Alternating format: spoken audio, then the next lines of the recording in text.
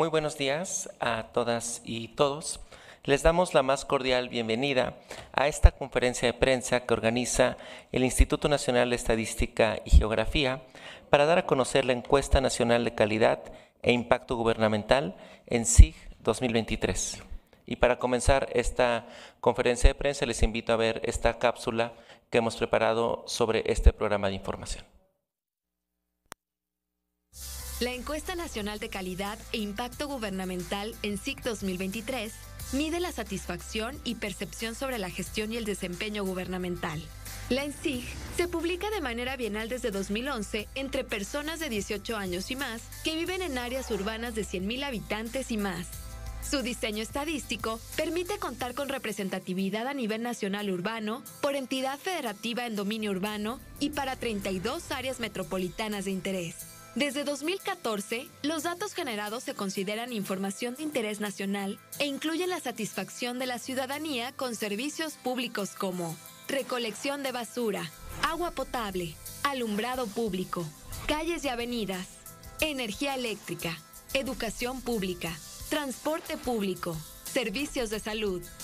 La ENSIG mide las experiencias de los ciudadanos al realizar trámites, pagos o solicitudes sobre atención médica programada o de urgencia, asuntos vehiculares, predial, registro civil, entre otros. La encuesta también proporciona información sobre la percepción y experiencias de corrupción de la ciudadanía al tener contacto con servidores. Mediante la ENSIG, el INEGI contribuye a la generación de información estadística y geográfica de relevancia para el desarrollo nacional. Además, contribuye a la medición de aspectos de la gobernanza en México, en línea con los trabajos impulsados por la Organización para la Cooperación y Desarrollo Económicos. Tiene el uso de la voz el doctor Dwight Dyer para platicarnos un poco más sobre los resultados de esta encuesta nacional. Muchas gracias, muy buenos días. Presentaré algunos resultados destacados sobre percepciones y experiencias de corrupción. En 2023, las tasas por 100,000 habitantes de las percepciones y experiencias de corrupción muestran un comportamiento estable. En la medida más amplia de percepción, 60,118 personas por cada 100,000 habitantes creen o han escuchado que existe corrupción en los trámites que realizaron. Esta cifra disminuye a 45,428 por cada 100,000 habitantes, entre los que dicen tener un conocido que les refirió su experiencia de corrupción. La tasa por cada 100,000 habitantes de personas que dijeron ser víctimas de corrupción, conocida como prevalencia, fue de 13,966. Finalmente, solo 4,841 por cada 100,000 habitantes dijo haber denunciado el acto de corrupción del cual fue víctima. La distribución por estado en 2023 de la prevalencia de corrupción muestra a 7 estados con altas tasas por 100,000 habitantes, liderados por Chihuahua con 21,891 y Guerrero con 18,279. En el otro extremo de la distribución, con 14 estados, encontramos con las prevalencias de corrupción más bajas a Zacatecas con 8,912 y a Nayarit con 9,460. La tasa de prevalencia de Chihuahua, cabe mencionar, es 2.5 veces mayor que la de Zacatecas. Independientemente del valor relativo de la tasa, en 2023, 8 estados reflejaron aumentos sistemáticos en esta estadística, mientras que 4 estados reflejaron disminuciones. Destacan Chihuahua y Baja California Sur, con aumentos superiores al 100%, mientras que en el otro extremo tenemos a Guanajuato, Estado de México y Puebla, con disminuciones mayores al 30%. En 2023, los trámites para los cuales la prevalencia aumentó respecto del ejercicio de 2021 se muestran en la columna de izquierda. Destacan los trámites para abrir una empresa y los permisos relacionados con la propiedad con las tasas más altas. Pero los trámites municipales con el cambio porcentual más alto, es decir, de 30%. Por el contrario, entre los trámites, pagos o solicitudes con disminución en su prevalencia, encontramos el contacto con autoridades de seguridad pública y los trámites ante autoridades de procuración de justicia o de impartición de justicia. En 2023, la tasa de incidencia de corrupción, es decir, de actos de corrupción por cada 100,000 habitantes, se mantuvo relativamente estable comparada con la de 2021, con un valor de 25.394. No obstante, al desagregar por sexo, encontramos que los hombres reportaron una tasa de 37.734, que es 1.6 veces mayor que la tasa para mujeres de 14.418. Pasamos ahora a presentar las estimaciones del costo de corrupción en trámites, pagos o solicitudes de servicio. Como mencioné al comienzo, 2023 ha sido el año con el mayor número de trámites, pagos o solicitudes de servicios realizados ante instancias de gobierno, con 402.2 millones. Para comparar el costo total estimado y el costo promedio por persona estimado de la corrupción, presentamos las cifras a pesos constantes de la segunda quincena de julio de 2018. También quiero recordarles que el año 2021 fue un tanto atípico por el efecto de la pandemia de COVID-19 y que el número de trámites se redujo a menos de 350 millones, 347.8 para ser preciso. Por eso, incluyo los datos de 2019, año prepandémico, como punto de referencia adicional para esta comparación. Quiero recordarles que el volumen de interacciones en ese año fue de 378 millones de trámites, pagos o servicios. Quiero ahora llamar su atención al lado derecho de la tabla, donde presentamos el cambio porcentual de los valores que aparecen en el lado izquierdo de la tabla. Primero, entre 2019 y 2021, tanto el costo total como el costo promedio por persona disminuyeron 32 y 27% respectivamente. Segundo, al calcular el cambio porcentual entre 2021 y 2023, el costo total creció 42.5% y el costo promedio lo hizo en 25.6%. No obstante, y tercero, al calcular el cambio porcentual entre 2019 y 2023, encontramos que el costo total disminuyó 3.1%, mientras que el costo promedio por persona disminuyó 8.5%. Como ejemplo, o ejemplos en particular de esta dinámica, presentamos aquí los trámites y la información para los trámites vehiculares y el pago de tenencia o impuesto vehicular, estos del ámbito estatal. Cabe destacar que el costo mayor en 2023, o el costo total mayor de actos de corrupción, se registró en trámites vehiculares con 611.2 millones de pesos, seguido de los trámites de pago de tenencia o impuesto vehicular con 147.8 millones de pesos. Ahora, si nos fijamos por un momento en el promedio por persona, podemos ver que es en el caso del pago de tenencia o impuesto vehicular donde se concentra mayormente este costo, con 1.403 pesos por persona en 2023, comparados con los 978 de 2022, de trámites vehiculares. Finalmente, quiero presentar la información sobre percepción de corrupción y de confianza en instituciones y sectores. De forma general, la percepción de corrupción se relaciona inversamente con la percepción de confianza. Esto se puede ver claramente en los extremos de la tabla. Mientras que la percepción de corrupción en las policías es muy alta, superior al 85%, 85.7%, la percepción de corrupción con los familiares, el nivel de percepción de confianza en ellas es relativamente bajo, con 37.1%. En el otro extremo de la tabla tenemos la percepción de corrupción en los familiares, que es de seguridad pública y justicia, que incluye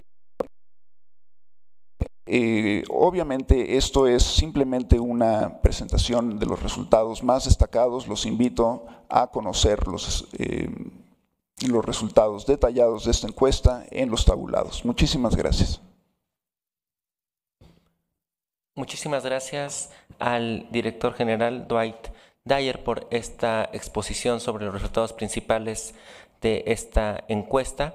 Y para continuar con la conferencia de prensa, cedemos el uso de la voz al vicepresidente de la Junta de Gobierno, Adrián Franco Barrios. Gracias, Julieta. Compañeros de la mesa, muy buenos días.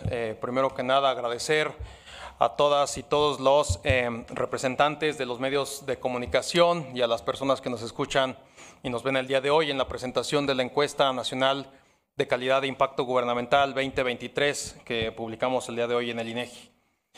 Como ya hemos visto y hemos visto también a lo largo del tiempo, la encuesta nacional de calidad de impacto gubernamental se ha constituido desde sus primeras ediciones en 2011 y en 2013 como un instrumento de alta relevancia.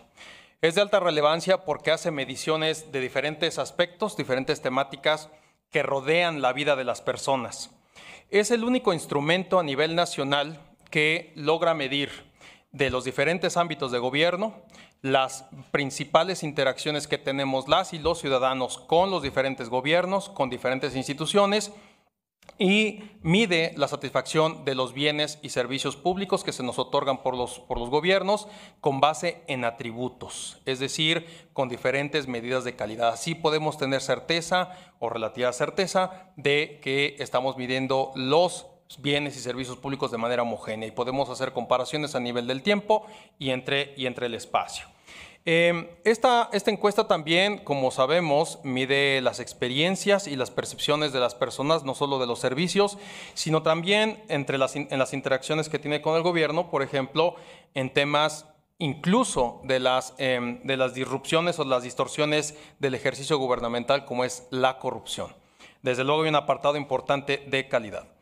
Es importante contextualizar esta encuesta recordando que la gobernanza y la gobernabilidad de un Estado democrático de derecho moderno está en función de la calidad de gobierno.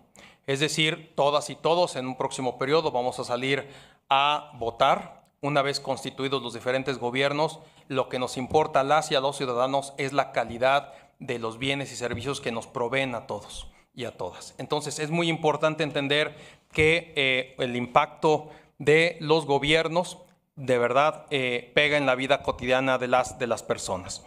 Entonces tenemos, por otro lado, que un mal gobierno o una baja calidad de gobierno, pues evidentemente incide en temas como la desigualdad, como afectar a las personas que menos tienen, en fin. El nivel de desarrollo humano pasa al final del día por la calidad de gobierno. Eso es lo que hay que contextualizar de esta encuesta, que además nos da datos que nos permiten accionar, es decir, a los gobiernos les dice esta encuesta qué servicio, qué trámite, qué solicitud, qué interacción, dónde, con qué atributos y cómo puedes mejorar o cómo se puede mejorar esto a través de los diferentes referentes que nos da la encuesta. A nivel internacional, esta encuesta también, por su diseño, por su temática, por su solidez estadística, ha sido en los últimos años un referente para la construcción de diferentes instrumentos. Cito un par de ellos: el manual para medir corrupción a través de encuestas de Naciones Unidas se formuló básicamente a partir de la encuesta nacional de calidad de impacto gubernamental. Esa fue su fuente. El ejercicio que se lleva actualmente desde 2023 también con Naciones Unidas para construir el marco estadístico para medir corrupción, donde participan más de 90 países, 200 expertos o más, está o tiene una fuerte influencia de la encuesta de calidad de impacto gubernamental. Ya veíamos el rol que tiene la encuesta en los trabajos del OECD para medir calidad de gobierno y confianza en las instituciones, tanto interpersonal como en los gobiernos. Me voy a permitir hacer un par de comentarios sobre temas específicos, uno de ellos sobre corrupción, para decir que, como sabemos, en la encuesta se mide la victimización, es decir, la experiencia directa de las personas al tener una interacción con alguna instancia de gobierno, tanto en la prevalencia, es decir, en la victimización directa, como en las dimensiones de la corrupción, que es la incidencia. Y las percepciones. La propia encuesta nos da elementos de contexto muy importantes. Algunos de ellos son, sabemos que en un año estimamos más de 400 millones de interacciones entre las personas y los servidores públicos, más de 400 millones de trámites y servicios. En esos, más de la mitad fueron realizados de manera presencial, es decir, las personas fuimos a alguna institución de gobierno cara a cara a hacer el trámite. En 40% de ellos la población tuvo un problema para realizar estos trámites y servicios.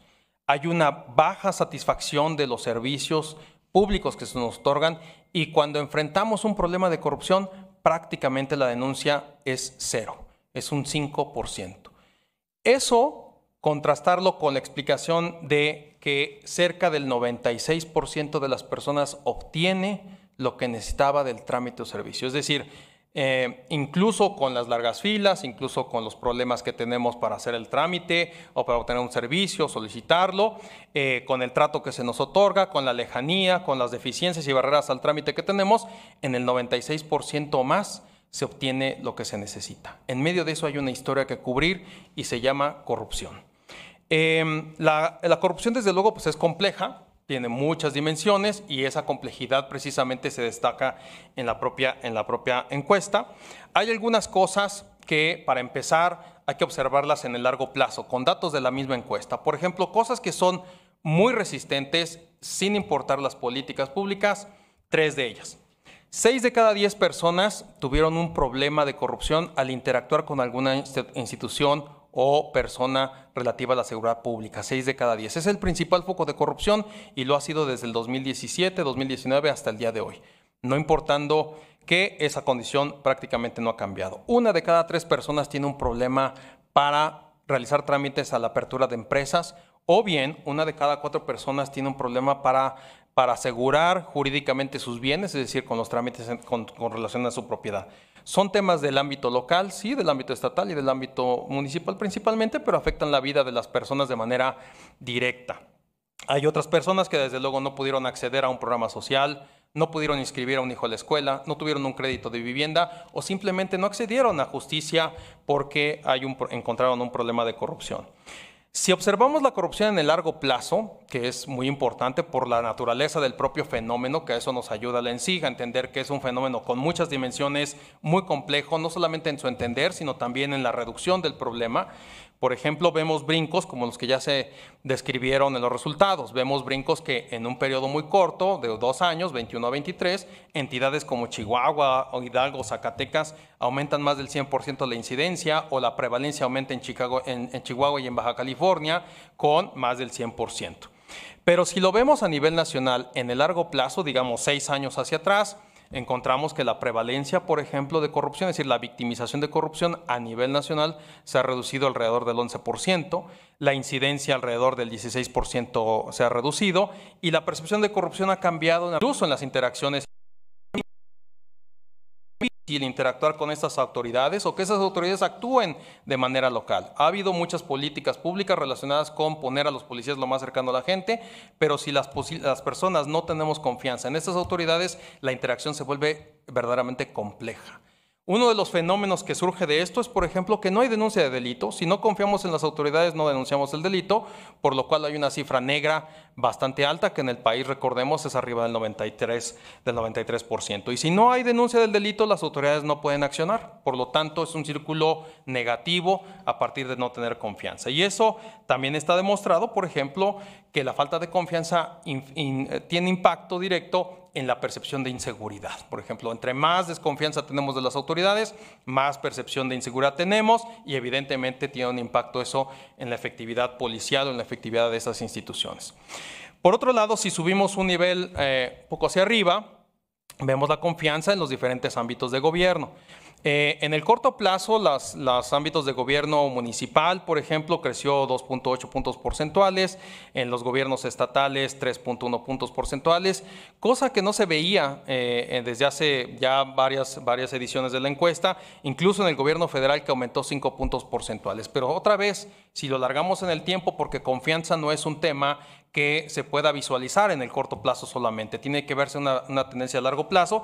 Por ejemplo, el caso del gobierno federal, en el 2017, 25.5% de la población tenía o manifestaba confianza en ese ámbito de gobierno, cuando en el 2023 es el 59.1%, es decir, más del doble de confianza en este periodo de 6 años. Entonces, la confianza es otro elemento que está dentro de la encuesta y que es muy importante para entender la calidad de gobierno.